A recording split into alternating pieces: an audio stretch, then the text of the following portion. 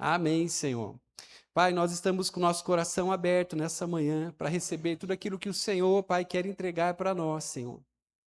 Pai, como tua igreja, como teus filhos, nós queremos dizer, Pai, estamos aqui para te ouvir, Pai, para receber aquilo que é da tua parte, do teu Espírito Santo. Usa o Rodrigo, Deus, nessa manhã, de uma forma especial, Pai, direto do teu trono, uma sensibilidade tua, Senhor, no seu coração, no seu espírito, ele sendo totalmente dirigido pelo Senhor agora, para trazer, Pai, coisas que talvez ele nem, Pai, ainda, Pai, pensou, Senhor, mas que o Senhor vai trazer, Pai, de uma forma, Deus, poderosa nessa manhã para nós. É o que nós oramos, Senhor, e declaramos sobre essa manhã, em nome de Jesus. Amém. Amém, igreja, bom dia. Você está feliz nessa manhã? Se não está, né, temos que ficar. Né? Tomara que você saia um pouco mais esperançoso daqui, nessa manhã. E falando então de felicidade, a pergunta que, ou melhor, o tema aqui dessa mensagem é: quem vai me fazer feliz? Uma pergunta: quem vai me fazer feliz? Talvez você pense em várias coisas na sua vida, o que é felicidade, aonde você deposita aquilo que vai te trazer felicidade. E eu espero aqui nessa manhã direcionar um pouquinho, trazer alguma luz acerca desse tema. E espero que você saia abençoado daqui, amém? Bom, a palavra felicidade, ela vem do latim, quando antes se utilizava para algo fértil, era muito relacionado com a terra, né? Dava frutos, frutificava. Pedrinho, bom dia, seja bem-vindo. E então era muito relacionado com isso, né? Com dar frutos.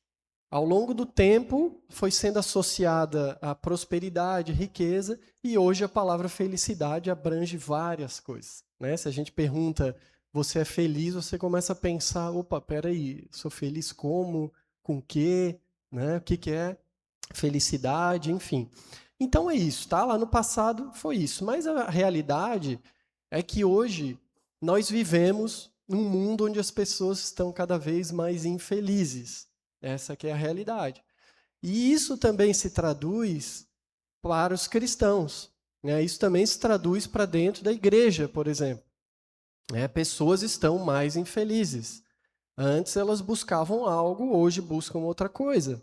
Reflexo de uma série de fatores. Bom, se antes na vida a gente tinha um espaço de aprendizado e de convivência, e a gente pode até traduzir para dentro da igreja, hoje a gente vê locais onde tentam trazer a felicidade para as pessoas ou as pessoas tentam buscar a felicidade naqueles lugares, certo? Então, e isso acaba gerando o quê? Um baita de um egoísmo na vida de cada um. Afinal de contas, a gente fica pensando sempre na gente. E isso acaba tornando muito mais pessoas descontentes do que eram antes, com uma vida que existia aí um pouco no passado. E aí pessoas, obviamente, se são egoístas, são mais descompromissadas. Concorda? Por exemplo, se você acorda pela manhã e fala assim, hoje eu não vou na igreja. Você está pensando em quem? Você está pensando só em você. Né? Você não está pensando que, de repente, você tem uma trajetória grande, as pessoas te respeitam como cristão, e você estando aqui numa sequência de cultos, as pessoas vão olhar, poxa, que legal, olha só, ele vem, ele está sempre aqui, né? Ele é fiel a Deus. Então, você é um espelho para muitas pessoas. Então, mas quando a gente tira esses reflexos de lado, a gente basicamente olha só para a gente. Né? Eu não vou porque hoje, né, vai ter a Copa, de repente tem que começar a me preparar para a vitória da Argentina desde já. Para perder. Agora, torcer para a Argentina perder é o quê? É uma expectativa que a gente tem. Se essa expectativa não for atingida, ela vai gerar infelicidade, né, momentânea, em todos que vão torcer contra ela, certo? E a gente vai passar por esses... Então, assim, o mundo, ele não foi desenhado para ser um conto de fadas, para ser algo fácil, simples, super feliz. Não. O mundo, na verdade, ele é um lugar de fricção, é um lugar de perdas, é um lugar onde tem atrito, né? Todo mundo é diferente, cada um com as suas opiniões e assim vai. Então a gente vive um mundo que hoje muita coisa vira espetáculo, né? Aquilo que antes a gente considerava, por exemplo, como coragem, resiliência, né? Hoje é valorizado o quê? A perda, né? A fraqueza, o choro. Então mudou muito as coisas numa sociedade de como a gente via antes. E aí, gente, a gente acreditar que a igreja é que vai preencher o nosso vazio pode ser algo muito perigoso para as nossas vidas. A igreja, na verdade, é um lugar onde a gente vem, entrega algo a Deus, é onde a gente adora, é onde a gente deixa de ser egoísta e a gente rasga e entrega o máximo que a gente puder para Ele, pensando nele, honrando Ele. Amém? E não um lugar somente para estar recebendo. É onde a gente tem as nossas comunhões, onde a gente se fortalece com o irmão e com o outro. E aí tem um detalhe. A igreja não foi criada para fazer você feliz. Ela não foi criada para isso. A igreja, na verdade, ela tem que cuidar para não tornar as pessoas infelizes.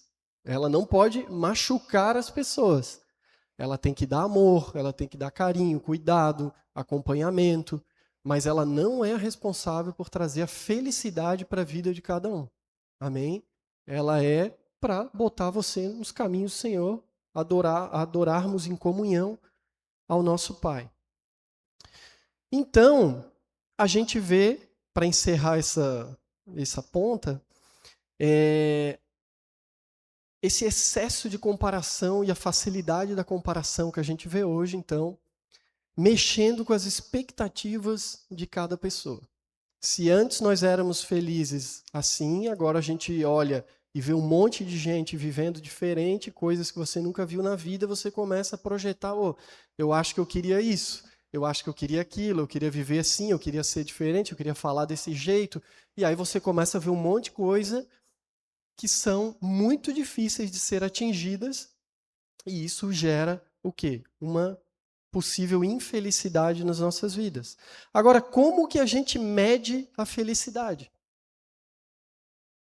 Quando a gente coloca expectativas nas nossas vidas, a diferença de onde a gente coloca expectativa para aquilo que a gente atinge, né? Se a gente chega muito próximo ou atinge aquilo, provavelmente a gente vai estar mais feliz. Agora, se a gente não atingir, a gente fica infeliz. E aí que está o problema. Porque se a gente não souber gerenciar expectativas que nós criamos, as criadas por nós, não por Deus, a gente pode viver uma vida frustrada, infeliz, sempre culpando a todos, né, por conta disso. E você já deve ter percebido como tem pessoas que vivem a vida de uma forma muito feliz, sabe? Elas têm uma rotina de vida, às vezes com pouca coisa, né? Às vezes com poucos relacionamentos, com muito, mas a pessoa tem aquela expectativa para a vida dela, ela fica feliz. Então, o problema tem sido aonde nós temos colocado as expectativas das coisas nas nossas vidas. E aí a gente percebe, precisa, obviamente, olhar aquilo que já é bom nas nossas vidas e valorizar isso, amém? A gente precisa valorizar isso. Muita coisa boa acontece. A gente não pode ficar se alimentando daquilo que os outros vivem e ficar elevando as nossas expectativas. Então, é importante trabalhar e gerenciar isso. Agora, a melhor expectativa e aquela que a gente pode confiar nas nossas vidas é aquela que Deus nos revela. É aquela que Deus traz para as nossas vidas. Quando Deus fala assim, tanto no ministério, como em trabalho, como em vida, como você vai caminhar essa jornada, essa expectativa a gente tem que alimentar no nosso coração. Porque essa expectativa, se a gente seguir os passos de Cristo, a gente vai completar e atingir isso que Ele está falando para nós. Amém? Então há uma grande diferença entre aquilo que nós geramos, e aí pode ser infinito, com aquilo que Deus traz para as nossas vidas. Salmos 39, 7 fala: Agora, Senhor, o que devo esperar? És a minha única esperança, és a minha única expectativa. Amém? Aí vem Jesus, agora entrando mais na palavra, feita essa pequena jornada pelo mundo da felicidade. Nós entramos aqui numa história, numa parábola que Jesus trouxe. Jesus estava ali no momento de tensão, tinha os fariseus perto, Jesus estava falando de dinheiro, de hipocrisia. Então Jesus vem e traz uma palavra, uma parábola que está em Lucas 16, 19. Jesus disse: havia um homem rico que se vestia de púrpura e linho fino e vivia sempre cercado de luxos.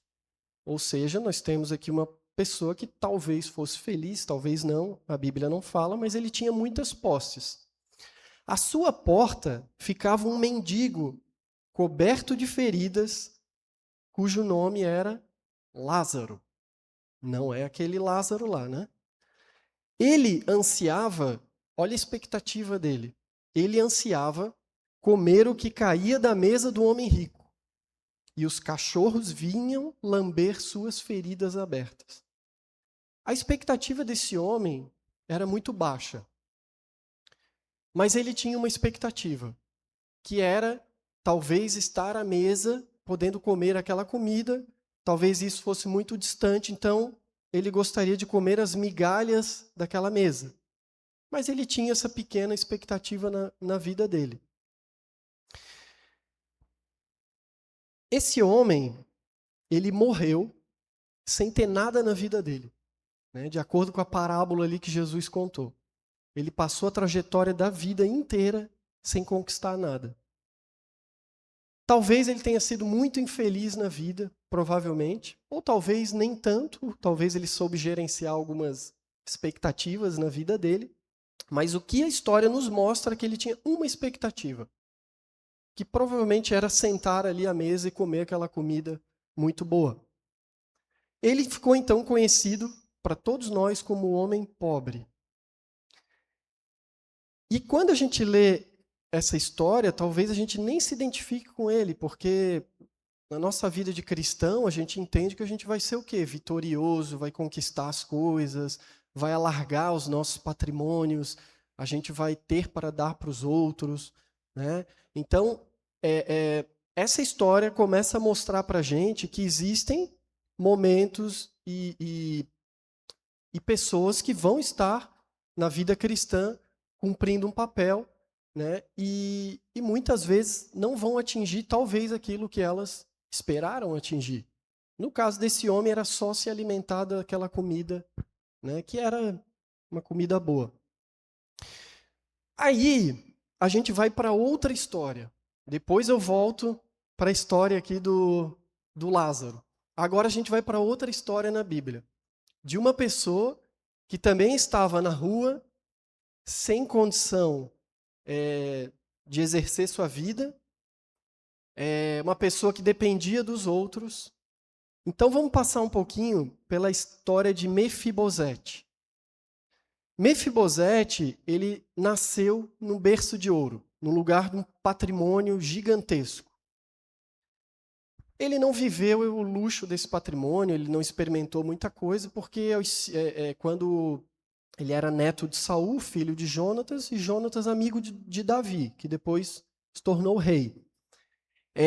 Ele, aos 5 anos de idade, como o rei Saul e Jonatas tinham morrido, era natural que o resto ali da família toda tivesse que ser eliminado, né? E aí uma moça, acho que foi a serva, né, pegou ele, saiu correndo e por acaso caiu e ele se machucou e perdeu os movimentos. da perna. Então ele virou um aleijado aos 5 anos de idade. E ele viveu longe da cidade dele, em outro local, vivendo como ninguém, né? Um homem meio que abandonado, aleijado, lembrando um pouco a figura do Lázaro que a gente viu agora. Bom, então ele acabou sendo aí, ficando marginalizado, desprezado aí da sociedade. E ele tinha muito medo de ser descoberto, né? Como da linhagem lá de Saul, portanto, deveria ser morto, ou alguém poderia matá-lo. Então ele sai da família mais poderosa para alguém sem nada. E aí, Davi ele queria descobrir se existia alguém ainda que vinha da família de Jonatas, seu amigo, para poder ajudar a devolver patrimônio, reerguer essa pessoa, né, honrar a vida dela, tal. E aí Davi fica sabendo da vida de Mefibosete, né, e como ele estava vivendo. Então, quando eles se encontram, olha o que Mefibosete fala para Davi. Quem é o teu servo para que te importes com um cão morto como eu? Né? Se antes a gente tinha, na outra história, o cão lambendo a ferida do Lázaro, agora você tem uma pessoa se considerando como aquele cão que lambe a ferida. Né? Então você tem uma pessoa ali que se coloca num nível muito baixo perante a um rei, perante a Davi. Mefibosete, então, cria uma expectativa que ela passa a ser até negativa, e não aquela expectativa que eu estava falando no começo da palavra. Ele cria até uma expectativa que agora ele vai passar a ser julgado por isso. Né? E, na verdade, ele é acolhido por Davi. Quando ele é acolhido por Davi, Davi olha para o passado dele e começa a restituir tudo na vida de Mefibosete. Né? Então ele sai de um aleijado para uma pessoa que começa a ter patrimônio, começa a ter terras, dinheiro, servos, ou seja, tem uma vida completamente restaurada, de alguém que não tinha nenhuma expectativa, né, para alguém com muito patrimônio. E isso fala para nós, né, algo. Na verdade, a gente vai ver nessa palavra que a grande expectativa de Mefibosete era poder estar sentado junto ao rei. Era poder participar da presença do rei. Era poder participar daquela mesa, daquele lugar onde existia um homem de Deus ali, né, representando ali Deus, né, nessa história. Então, Mefibosete, ele desejava isso no coração dele. Então, ele passa a ter sua vida restaurada. Até que tentaram caluniar Mefibosete. Enquanto Davi estava lá na batalha, o servo de Mefibosete, ele apronta uma lá, vai até Davi e fala, né, joga contra Mefibosete. Davi pega as terras dele, tudo para você. E aí, de repente, Davi volta, vê ele todo mal vestido, todo feio, aquele rosto barbudo e tal. E aí Davi vai ver, e na verdade Mefibosete estava muito triste porque achava que o rei podia não voltar. Reforçando aquela tese que a expectativa dele era estar com Deus, com o rei, né, com o rei Davi. Essa era a expectativa de Mefibosete. Como a gente está falando muito de expectativa, eu estou reforçando esse ponto aqui. Então, o rei fala, então eu vou dar metade para cada um para não descumprir o que eu falei e para, né, manter o que era dele. Mas aí, Mefibosete pega e fala assim, deixe que ele fique com tudo, meu senhor, agora que o rei voltou para casa em paz. Ou seja, Mefibosete, na verdade, ele ganhou tudo, mas ele não se importava com aquele tudo. O que importava para ele era a presença do rei. Era estar naquele lugar, nem a comida, nem o banquete que ele passou a receber e se assentar ali, era a expectativa dele. A expectativa dele era estar com Deus. vivendo com o rei. Amém? E isso fala muito aos nossos corações, porque isso é muito forte, né? A presença do rei trazendo para as nossas vidas é aquilo que nós deveríamos almejar. Essa é a verdadeira razão, isso é o que o nosso coração deveria desejar nos nossos dias, nas nossas caminhadas diárias de cristão. E não a corrida atrás de patrimônios, a gente tem que fazer a nossa vida como um cidadão nessa terra. Mas aquilo que está aqui, da nossa expectativa, deveria ser viver milagres, receber a presença de Deus, ganhar vidas, construir algo pro céu, pro reino de Deus, né?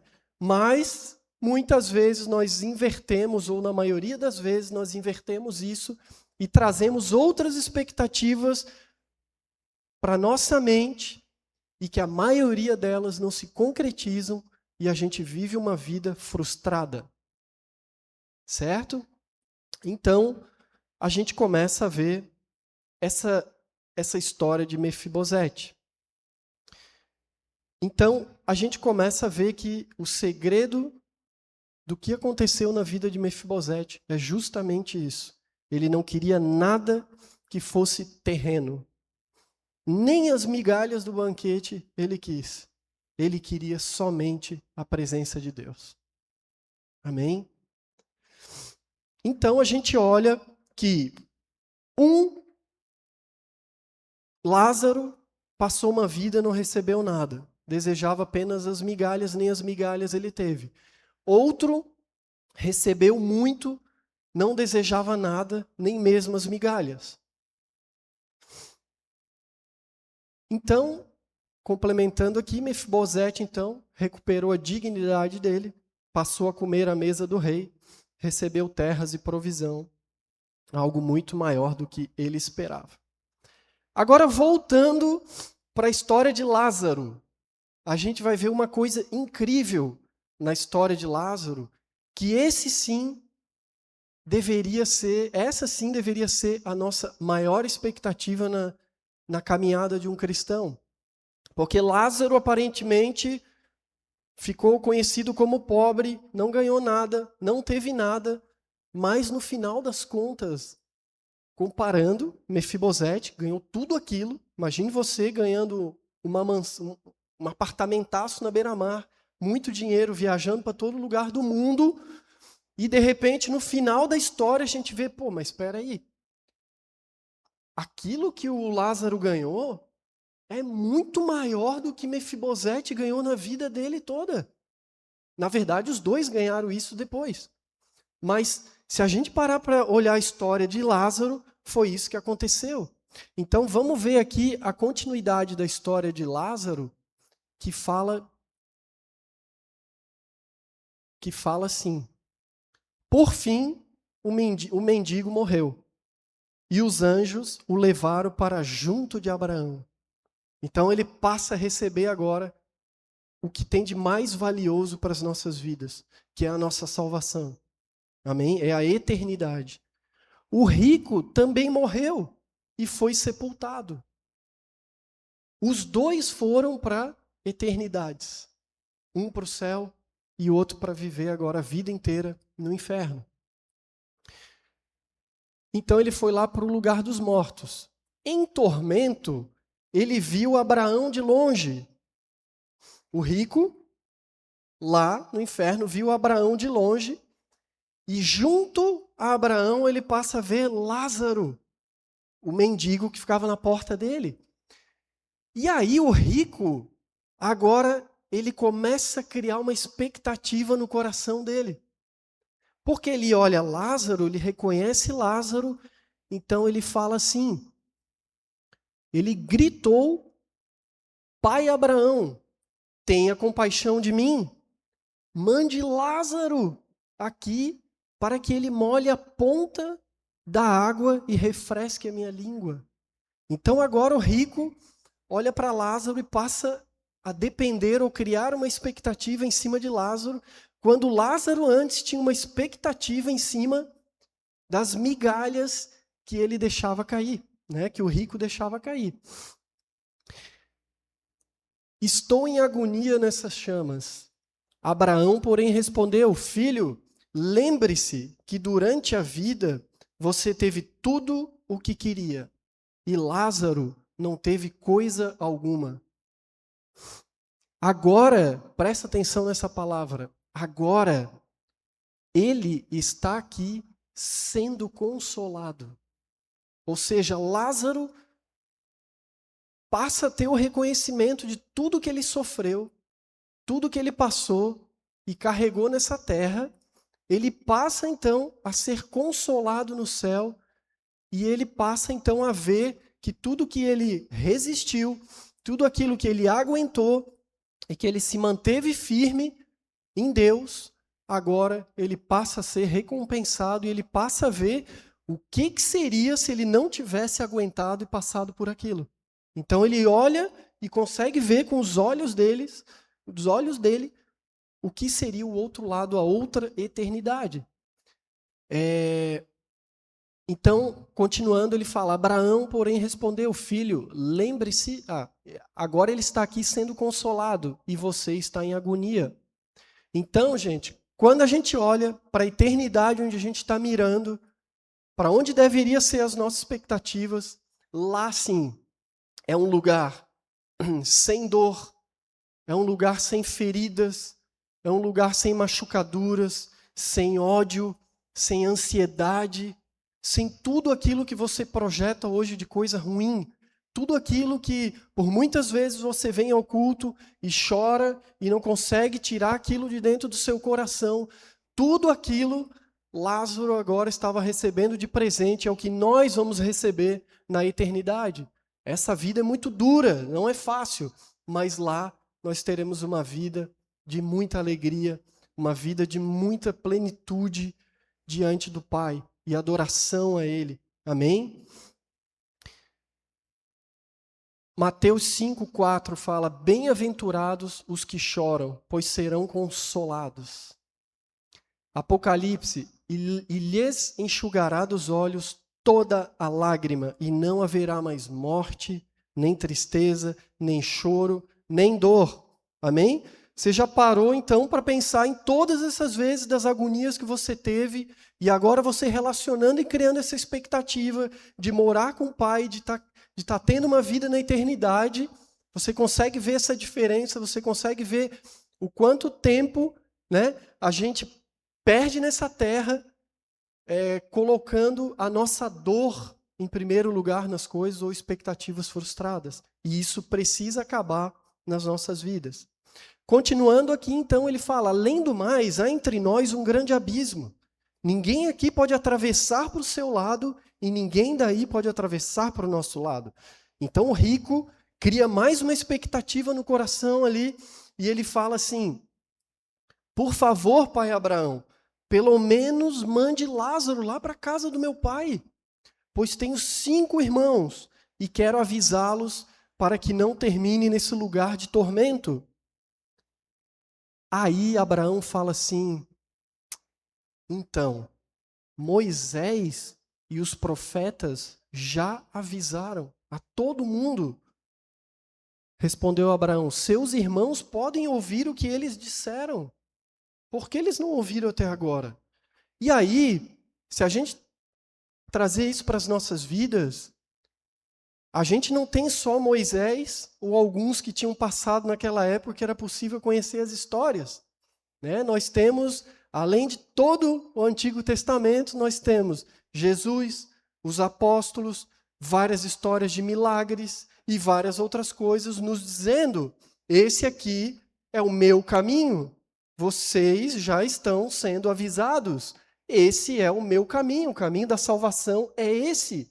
Não adianta depois que virar a página a gente ser a figura do rico, né? Porque não tem volta, gente. Não tem volta. São 2 caminhos. Certo?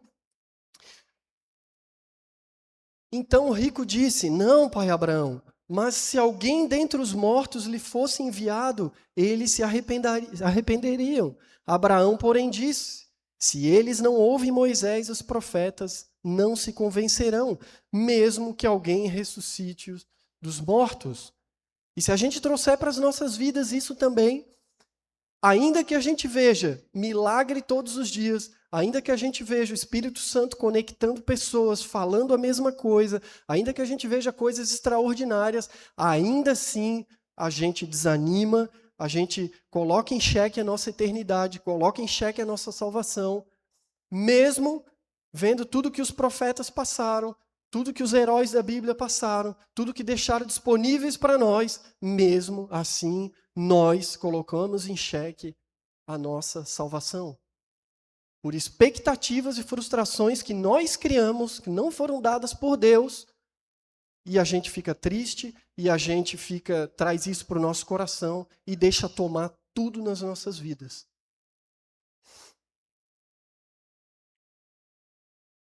Nessas duas histórias, a gente vê uma mesa justa e uma mesa sem misericórdia, ambas com muita fartura. Por que somente uma mesa foi a justa?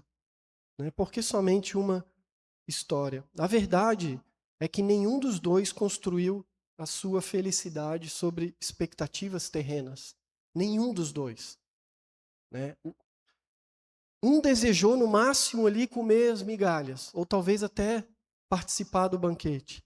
E o outro desejou somente a presença do rei. A resposta é que, para Deus, a maior justiça será na eternidade. O maior que Ele pode te dar é uma vida que não vai ter fim, vivendo algo sensacional, espetacular, maravilhoso, lindo, na presença de Deus. Pela misericórdia e graça, ambos receberam o que há de mais valioso para o ser humano, que é a salvação. O mais importante, portanto, é a eternidade. E nós, então, muitas vezes, transformamos os desejos que nós temos em promessas e expectativas. E sendo que muitas vezes, ou na maioria das vezes, não tem nada a ver com as expectativas de Deus. Então, nós é que vamos ter que saber gerenciar e lidar com as expectativas que nós criamos. Salomão já dizia em Eclesiastes que isso gera vaidade, gera aflição. Paulo falou: aprendi a viver contente em toda e qualquer situação. Mas nós temos que cuidar o nosso coração. A igreja, como tem acontecido em alguns lugares, não pode vender essa promessa de felicidade, porque ela não é real. Não é real. Quem te fará feliz, na verdade, é Cristo. E a trajetória que Ele vai te dar é de acordo com as expectativas que Ele te entregar nessa terra. Por isso a importância de buscar a Ele e ouvir para receber as expectativas. Os irmãos Tiago e João criaram uma grande expectativa no coração deles, né? Os apóstolos falaram para Jesus: Pai, nós gostaríamos muito lá na eternidade de sentar ao seu lado. E Jesus então fala: olha, esse cálice aí é pesado para vocês. Vocês têm certeza que vocês querem isso? E eles falaram: sim, nós podemos passar por isso. Então, quando a gente olha a história dos apóstolos, praticamente vida curta, morte extremamente sofrida, e passaram então pelos seus cálices, né? Às vezes por uma expectativa, um desejo errado, né? Passaram por algo muito pesado em suas vidas. Feche teus olhos.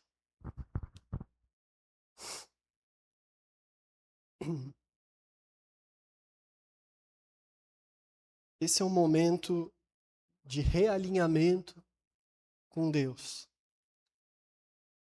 Esse é um momento de nós trazermos o nosso coração agora para a presença do Rei, para a gente colocar nossa mente, o nosso coração, para entender aonde estão os desejos do nosso coração, aonde a gente tem projetado o nosso futuro, aonde a gente tem colocado as expectativas da nossa vida. Esse é o momento de desejar o coração do Pai, de desejar o o que Ele tem de melhor e de maior, de mais incrível para ofertar e oferecer na vida do ser humano, que é, além de ser chamado seu filho, é viver essa eternidade como filho, podendo adorá-lo, podendo viver tranquilamente, podendo viver sem as durezas e fricções dessa vida, sem a dor, sem o choro, sem a tristeza. Esse é o lugar que nós precisamos desejar. Quem vive exigindo coisas de Deus, vive saindo frustrado. Porque nós precisamos ouvir dele para depois criar a expectativa. E não criar a expectativa, o desejo e cobrar de Deus. Quem segue a sua voz é surpreendido. Nós não sofremos pela falta das bênçãos nas nossas vidas. Nós sofremos pelo excesso de expectativas criadas que vem do próprio coração. O grande tesouro não é possuir a mesa farta nessa vida, não é. Mas sim um lugar permanente na mesa do Rei. É isso que a gente tem que almejar. A gente deve amar mais, muito, muito, muito mais a presença do Rei do que os presentes que o Rei pode dar. O nosso coração precisa de um alinhamento. O nosso coração precisa se voltar para aquilo que é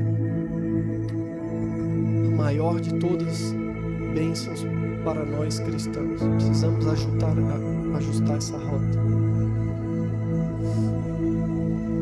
Cuide com as tuas expectativas. Pessoas, bens, família, vitórias. Tudo aquilo que você tem projetando, coloque na presença do Senhor, para ver se é isso que Ele deseja para a sua vida, amém?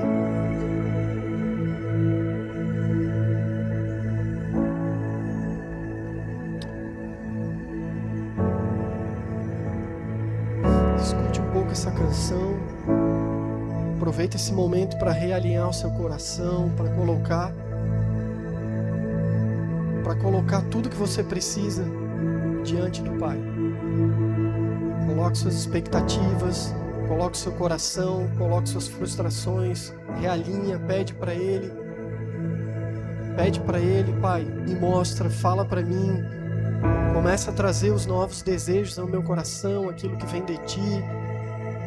Começa, Pai, começa a falar no meu coração. Durante essa canção, vai falando com Deus, vai pensando aonde você quer estar no futuro. Pensa no Pai, pensa no Rei, pensa na bênção maior.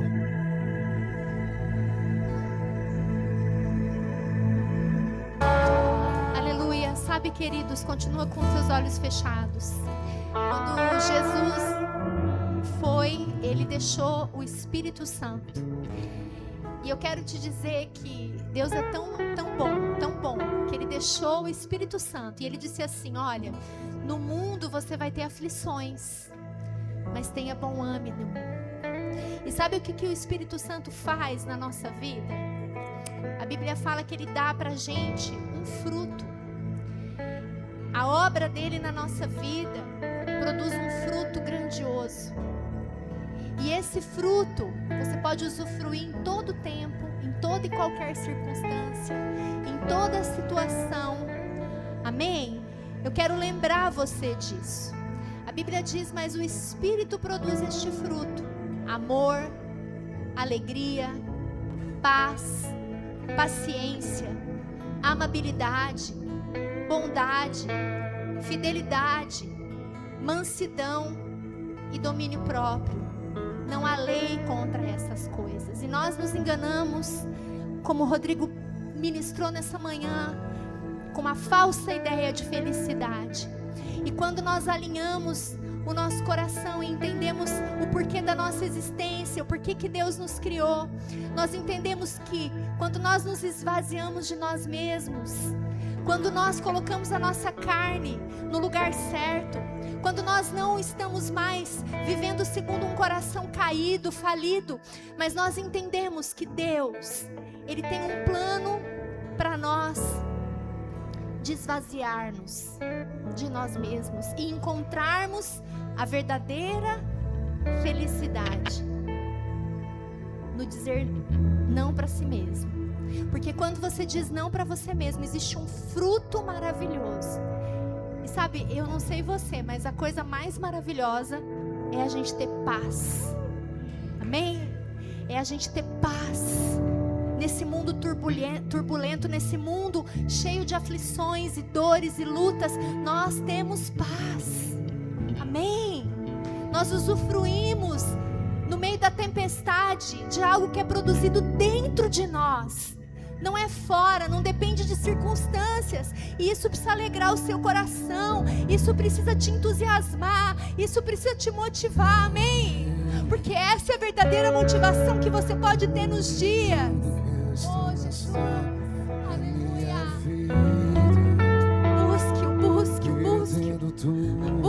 Busque, olhe para Ele, porque vão se levantar os inimigos. Mas é dentro de você, já está dentro de você, amém? Canta para Ele, declara que é só Ele. Por Ele que eu estou gastando a minha vida, perdendo tudo por amor e com alegria, todos os meus dias.